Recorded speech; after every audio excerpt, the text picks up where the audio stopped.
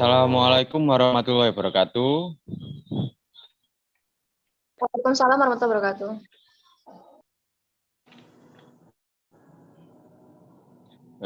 Baik, apa kabar anak-anak hari ini?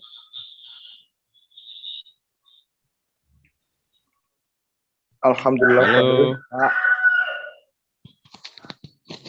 Alhamdulillah. Udah pada sarapan ya?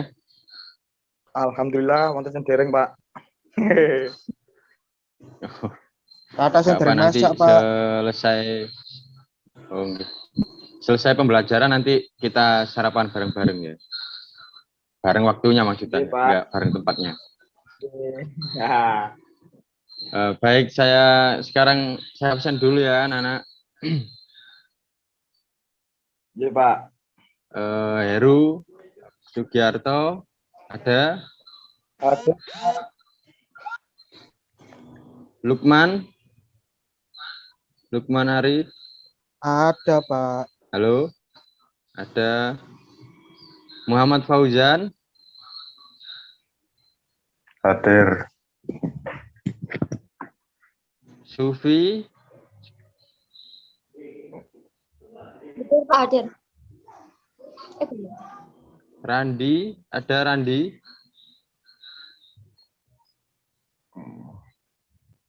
Nggak ada ya Randi ya?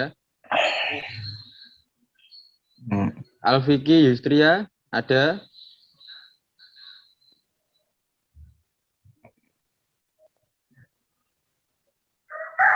Halo Alfiki. Alfiki di mana ini Alfiki? Ke kamar mandi mungkin, Pak. Oh ya, tapi tadi ada ya anaknya? Ada, Pak. Ya, ya. Nah, itu Pak Baik, nanya, Pak. saya lanjutkan saja kalau begitu. Oh ya, sudah balik. Alfiki, halo? Pak, sudah. Tapi dari kamar mandi. Oh Ya, ya. kan? Oh ya, nanti besok itu izin dulu ya Mas ya. Iya.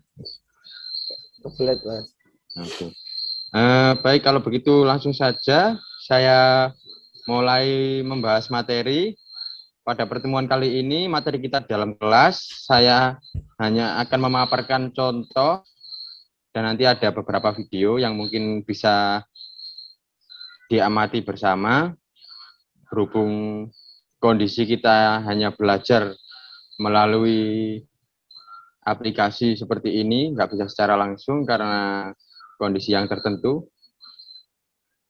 Semoga saja nanti bisa kita pahami ya. Untuk pertemuan kita kali ini yaitu tentang teknik dasar gaya dada.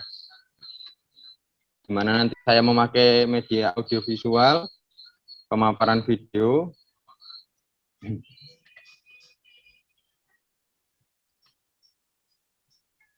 Seperti halnya dengan olahraga lain ya. Sebelum kita melakukan olahraga, kita selalu melakukan pemanasan terlebih dahulu agar terhindar dari resiko cedera otot ataupun persendian yang dikarenakan otot dan persendian masih kaku. Berhubung kita hanya melakukan dengan aplikasi seperti ini, jadi saya tidak mengharuskan kalian untuk melakukan pemanasan.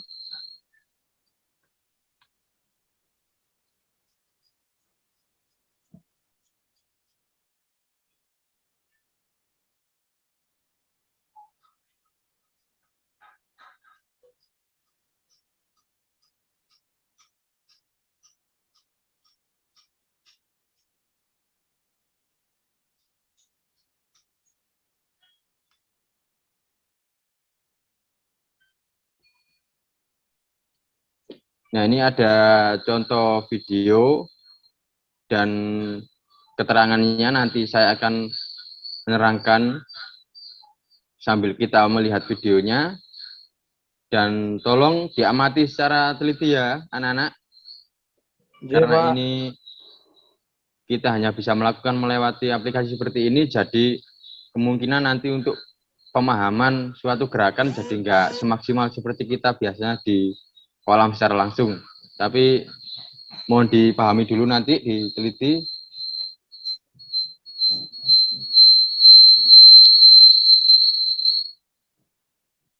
Yang pertama yaitu teknik dasar posisi tubuh dalam gaya dada. Posisinya harus streamline, yaitu sejajar, lurus, horizontal, mulai dari ujung tangan hingga ujung kaki. Yang kedua yaitu teknik gerakan kaki.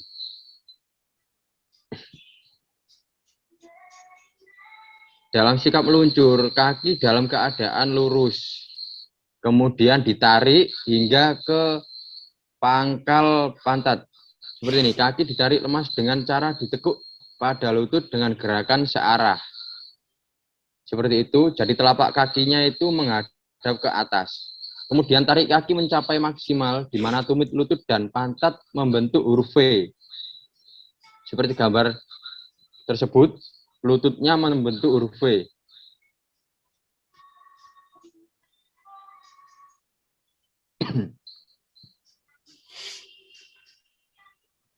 Tarik kaki, telapak kaki dari sikap lurus, membengkok. Jarak antara kedua lutut kira-kira selebar bahu. Membengkok. Jarak antara kedua lutut kira-kira selebar bahu. Nah, saat kaki lurus, telapak kaki menghadap ke belakang. Dengan tenaga penuh, didorong ke belakang. Kemudian, tenaganya berkurang saat kaki sudah lurus.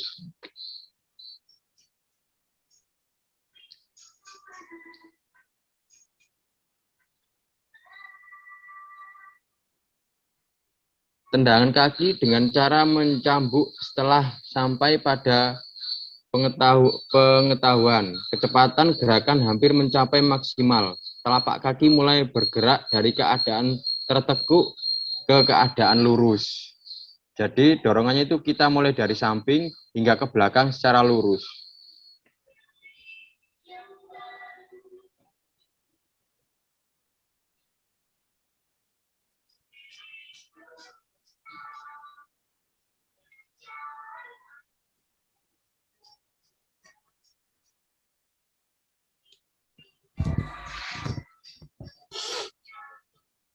Tendangan kaki mencapai akhir gerakan dengan kecepatan gerakan yang berkurang. Jadi saat kita setelah melakukan cambukan hingga posisi kaki kita lurus, itu kecepatannya itu semakin berkurang. Telapak kaki telah hampir mencapai keadaan lurus dari keadaan tertekuk. Nah, seperti yang digambar.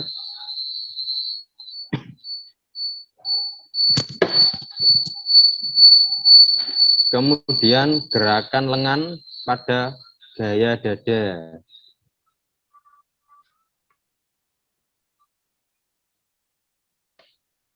Lengan dalam keadaan lurus, dalam sikap meluncur dengan telapak tangan menghadap keluar.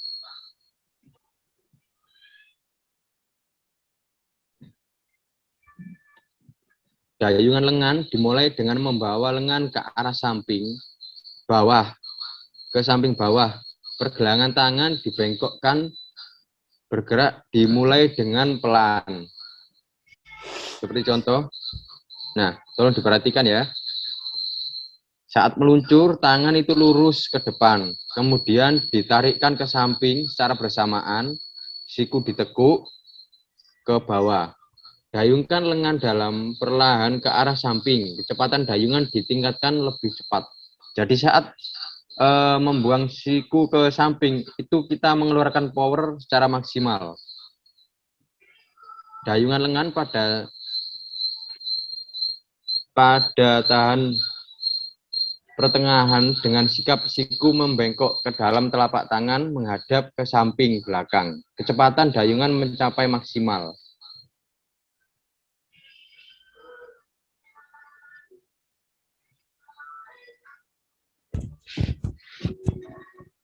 Nah, tangannya itu menghadap ke samping ya saat melakukan gayuhan.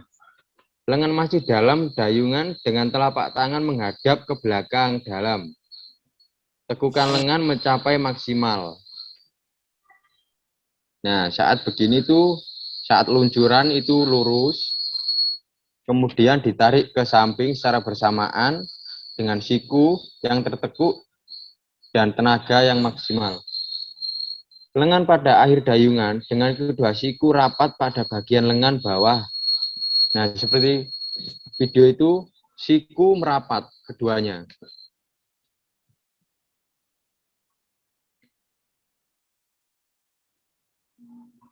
Lengan pada permulaan gerakan recovery dengan membawa kedua tangan ke arah depan secara pelan-pelan. Nah, dimaksud recovery itu secara bergantian terus-menerus.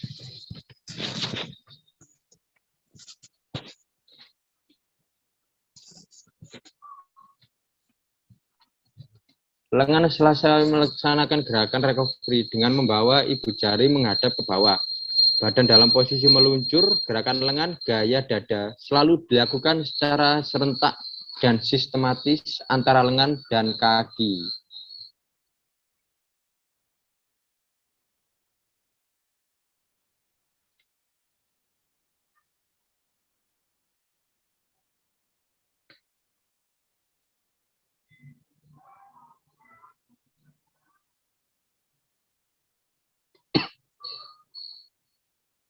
Kemudian gerakan pernafasan pada rena gaya dada. Ini yang paling penting ya, ini teknik pengambilan nafas. Pernafasan pada renang gaya dada dilakukan dengan cara mengangkat kepala ke arah depan. Pandangan melihat ke arah depan sehingga mulut otomatis keluar dari permukaan air secara sendirinya. Nah, diperhatikan. Nah, seperti itu. Saat luncuran didorong ke atas. Pengambilan nafas melalui mulut saat pengambilan nafas di atas permukaan air, kemudian membuang nafas itu seakan kita masih di dalam air, seakan kita naik, itu dikeluarkan melalui hidung.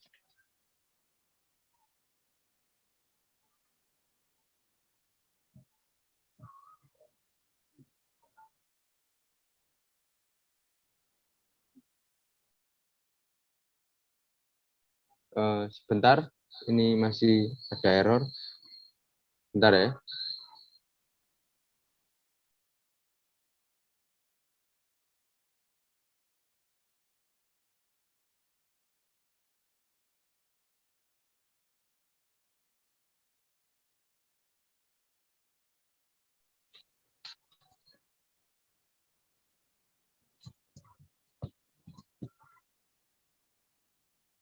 Nah, setelah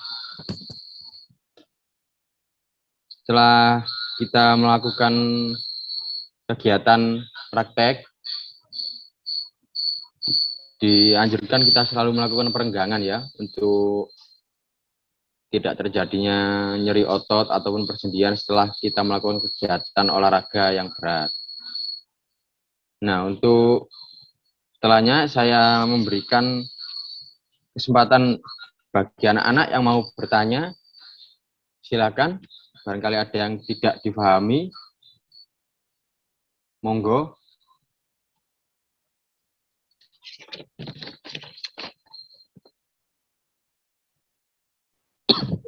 Pak, saya mau bertanya. Ya, silakan, Mas Lukman. Ini sih sebenarnya pengalaman pribadi ya. Ketika saya itu renang, pas ketika melakukan gaya bebas untuk di kaki itu sering terjadi kram di paha. Kalau nggak gitu ya kadang-kadang itu pindah ke ini Pak, ke betis. Apakah itu pemanasannya kurang matang atau gimana? Apa memang seperti itu awal-awalannya untuk mengenal renang? Terima kasih. Oke, baik. Ini langsung saya jawab saja ya. Untuk pertanyaan selanjutnya bisa ditanyakan nanti. Dari Mas Lukman, kenapa sih ada kayak rasa kram yang bisa berpindah gitu Mas ya? Rasa nyeri yang berpindah. Iya. Baik, nah Untuk membahas tentang kayak rasa nyeri atau kram saat berenang, biasanya itu karena kita awal memang karena kurang pemanasan, bisa jadi. Itu pasti kalau kurang pemanasan, otomatis otot kita akan istilahnya kaget lah dengan gerakan ataupun kegiatan yang kita lakukan. Tapi kenapa kok kita sudah melakukan pemanasan, masih saja kram? Bisa jadi itu penyebabnya karena koordinasi gerakan kita itu yang salah, Mas. Jadi yang seharusnya power yang kita lakukan pada tubuh itu dibantu dengan tangan dan kaki. Namun kita lebih menitik beratkan pada kaki saja.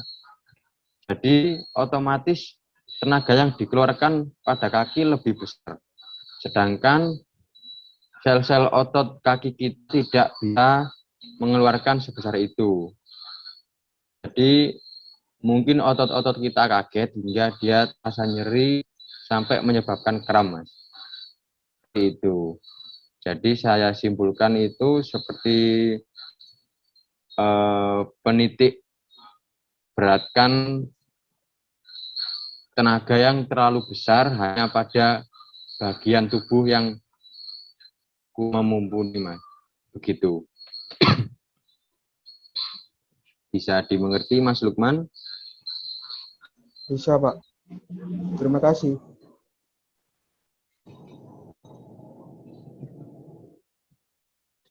Ya, ada lagi, monggo yang lain.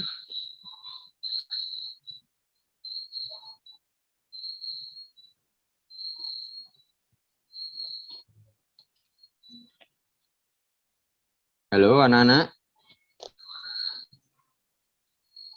Silakan bertanya kalau ada yang tidak paham. Jangan sampai nanti kita pertemuan di kolam ada yang tenggelam ya.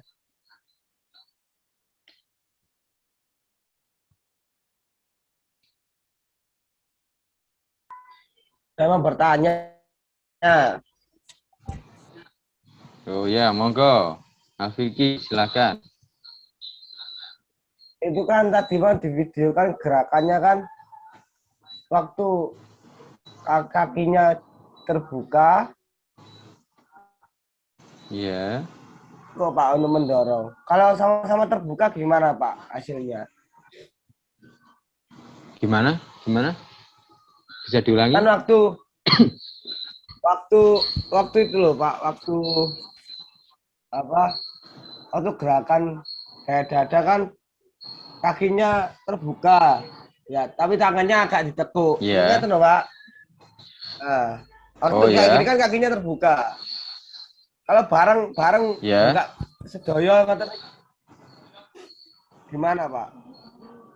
Apakah benar gerakan seperti itu? Ya, baik. Saya simpulkan pertanyaannya, bagaimana jika kita melakukan gerakan kaki dan tangan itu membukanya secara bersamaan gitu ya, Mas? Ah, seperti itu. Nah, baik, saya jawab langsung. Jadi gini, seperti di gambar GIF tersebut bisa dilihat secara bersama, gerakan tangan membuka, gerakan kaki membuka. Nah, apa sih fungsinya kita kok harus melakukan gerakan kaki dan tangan itu ayuhannya itu secara bergantian? Karena ketika kita setelah melakukan luncuran dari ayuhan tangan, itu kita bisa diteruskan dari ayuhan kaki. Otomatis luncuran kita tidak ada hentinya. Tapi jika kita melakukan ayuhan kaki dan tangan secara bersamaan, otomatis ada saat-saat kita itu berhenti ataupun semakin pelan karena ayuhan tangan dan kaki secara bersamaan. Nah, saat kita akan melakukan ayuhan lagi, otomatis laju kita itu memelan. Sebenarnya bisa saja kita melakukan secara bersamaan. Bahkan peluncuran yang dihasilkan itu juga lebih besar karena kita melakukan ayuhan secara bersamaan dari kaki dan tangan. Tapi ya itu tadi, ada saat-saat luncuran kita semakin pelan. Di sisi lain, di peraturannya juga harus dilakukan secara bergantian, seperti gambar tersebut, Mas. Di peraturan perlombaan, itu ketentuan gerakannya seperti itu. Nah, bisa dilihat secara langsung, sistematiknya gerakan tangan, kaki, nafas. Gerakan tangan, kaki, nafas. Bisa dimengerti? Alfiki? Bisa. Ya. Ada lagi yang mau bertanya? Silakan.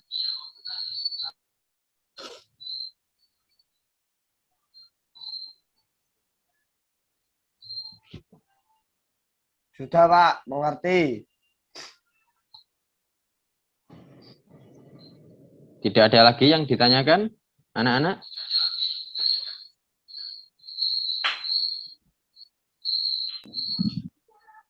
Sepertinya tidak, Pak. Halo. Oke, baik. Nah, mungkin saya kira pertemuan kali ini sudah cukup. Nah, seperti yang sudah kalian pelajari tadi, sebelum saya menutup pembelajaran, saya memberikan beberapa tugas yang mungkin nanti bisa dibuat kesibukan belajar tentang renang gaya dada ya. Tolong dicatat itu, bisa saya bacakan sekalian ya. Ada 2 tugas. Yang pertama, buatlah minimal ya ini. Sorry ini, maaf tak kasih minimal ya. Kalau lebih ya nggak apa-apa. 5 pertanyaan mengenai renang gaya dada. Jadi bebas. Yang kalian nggak ketahui boleh dicantumkan dalam 5 pertanyaan tersebut. Tapi pertanyaannya yang logis ya. Yang kedua yaitu tulislah peraturan renang gaya dada menurut kejuaraan internasional. Jadi mencakup dari ketentuan, ini nanti dicatat ya, peraturannya mulai dari ketentuan atlet. Itu harus apa aja, mulai dari umur, kemudian ketentuan atribut, baik itu pakaian, kemudian penutup rambut dan kacamata, dan yang terakhir yaitu ketentuan kolam atau fasilitasnya, mulai dari kedalaman, panjang, lebar, suhu air,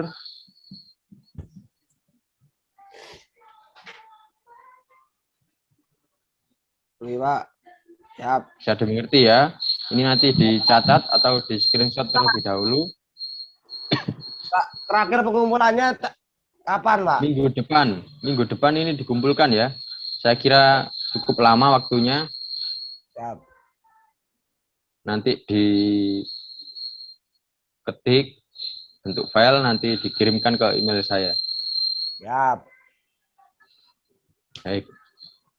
Jika Iya, sudah Pak. tidak ada yang ditanyakan, saya tutup pembelajaran kali ini dengan bacaan alhamdulillah, dan kita berdoa terlebih dahulu ya, semoga kita selalu diberikan kesehatan di masa-masa seperti ini khususnya. Berdoa, mulai.